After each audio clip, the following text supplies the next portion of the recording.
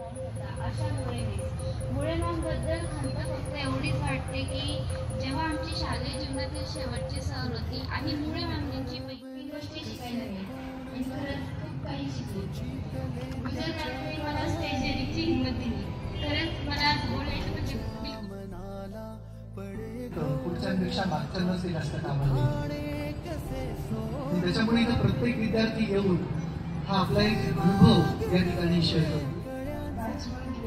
की बऱ्याच त्यांच्या आठवणी आठवतात. त्यामधील काही आठवणी आणि त्या वर्षीच्या दहावीच्या बॅचला शिकवत असताना हेच वर्ड्स मी ऐकले आणि ते सदिच्छा समारंभ ऐकून पण चांगलं.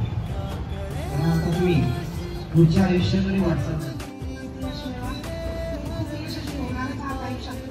आता 10वीच्या परीक्षेतच नाही फक्त 10वीची परीक्षा आहे, 12वीची परीक्षा आहे, त्याच्यानंतर कुठे तुम्हाला काय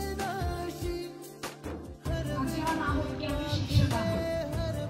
खरंच भाग्यवान आहे.